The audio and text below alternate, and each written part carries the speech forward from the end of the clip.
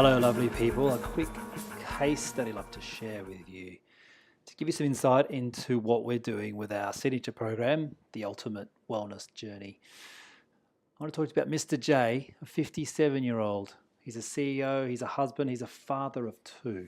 His job means he travels extensively to multiple countries, ends up being about 190 days a year.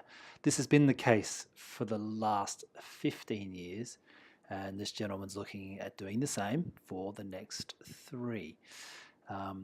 He arrived at our office complaining of quite severe upper back pain that he'd had on and off for 5 years.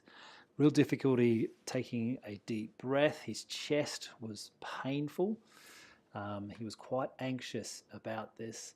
He hadn't been able to resolve it. We dug a bit deeper. He mentioned he's had poor flexibility for a while. He gets eczema when he's stressed. He's had some sinusitis issues, particularly trouble breathing through the right sinus, which would lead to sometimes infections. He's had a history of raised cholesterol. His stomach is all over the place and pretty much suffers from constant bloating. Certain times of the year, really sensitive to pollens and gets hay fever allergy symptoms. And he's carrying an extra 9 kilos. He's already tried meditation and starting at the gym, all of which seem to sort of be aborted as work stress and family stress sort of goes up. I guess a good summary, he's feeling physically uncomfortable, mentally tired and foggy, and his words were stressed. Our challenge, his work schedule is not going to change for the next 3 years. So we went through our process, and if you haven't already checked out our human data flow model, please check that video. We are looking for inputs that create threat in his nervous system and create the outputs that he's experiencing and see what we can do to change that. So on the physical assessment side of things, his vitals, blood pressure, he's definitely hypertensive at 139/94. His waist measurement, 105.5 centimeters.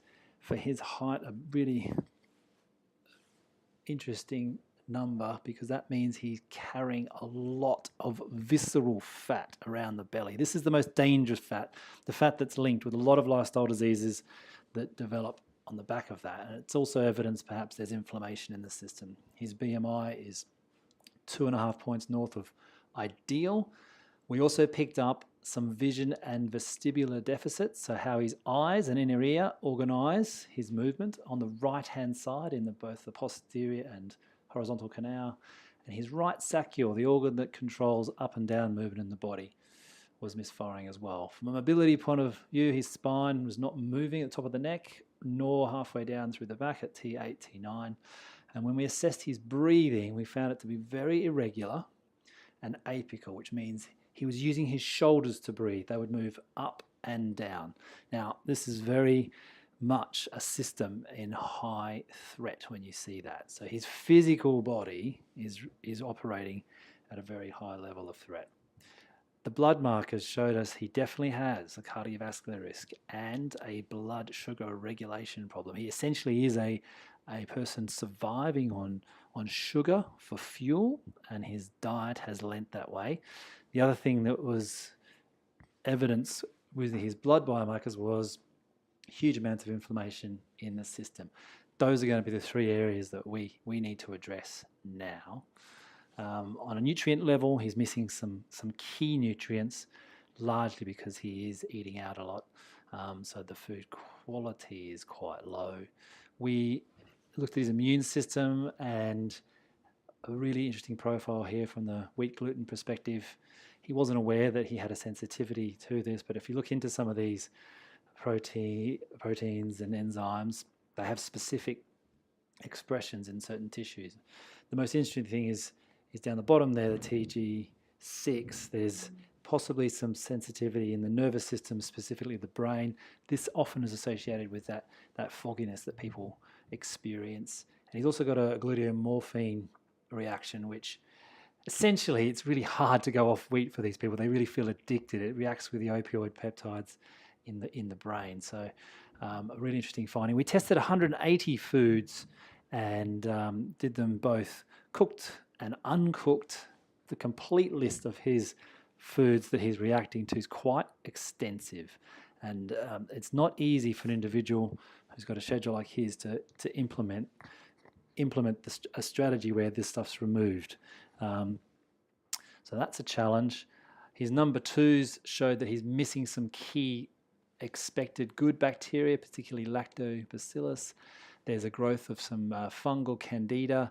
And on the immunology side of things, we had a second confirmation that his immune system is upregulated. His body is perceiving threat. It is creating all the things it needs to try and protect itself. And we're seeing that across multiple systems. A look at his rest and recovery. The dark areas here are the evenings. What you'll note is that his recovery is not complete. He is spending more energy than he is restoring every day of the 3 days and 3 nights that we measured this. We use a heart rate variability technology to assess this. So essentially think of it as like a battery. It's constantly being depleted, which is what he says he feels. So his system is not in the green. His physical body is definitely in the red. How can we get this system back into green? Through our unique design process and all of our experience. And for this person, in the context of his work and travel and family and the challenges he's got, we co-designed with him 3 key interventions. We showed him how to restore the vision and vestibular deficits with specific bespoke drills for himself. We trained him with a personal stress strategy that involved connecting his physiology, and then we delivered a custom nutrition program. This is one of the key strategies we found to be the biggest accelerant for turning around some of the internal threat in the system. We know he's got food going in, creating a reaction. Can we optimize the food he is taking to stimulate the body to do a healing job on itself? And we have a way of doing that using a fast mimicking diet, which essentially looks like a calorie restriction across 5 days, 1100 for the first day, 720 for the next 3 days. It ends up being 2 meals and a snack. What's in those meals is really critical. We have to meet the nutrient profile gap that he's got and stimulate the body to do specific things. So the composition of both carbohydrate, fat, and protein is really important. We delivered 3 cycles of this. So that's 5 days a month where food's being created that day, delivered to his office. So there's 3 key things we're trying to achieve with this: balance his blood sugar, stimulate the body to burn fat for fuel as opposed to sugar, and then activate stem cells. These are the group of cells that are part of the body's rejuvenation mechanism, and there is a way to stimulate their activation. Typically, this is what's happening over the 5 days. From day 1, we're seeing the weight management and metabolic health stuff start to kick in. By end of day 2, a process called autophagy starts. This is essentially, we're no longer providing the body with easy fuel in the form of sugar. So it's saying, where is my fuel? The fat burn hasn't really started cranking up. So it starts going around and getting damaged and worn cells and using that. So we're seeing the body cleaning house.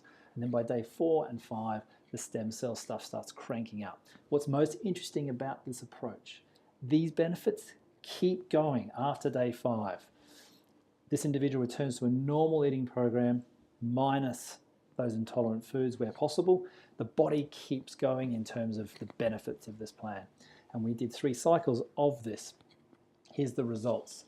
So we have a 1 out of 10 back pain, but he only gets that when he's been seated for more than 2 or 3 hours, stuck in meetings, not able to move. The sinus flows are restored. He's got no bloating. He can touch his toes again. His blood pressure's down. His waist measurement, 94.5 centimeters. That's 9 centimeters of belly fat gone. 8 kilos in total. His BMI into a healthy range.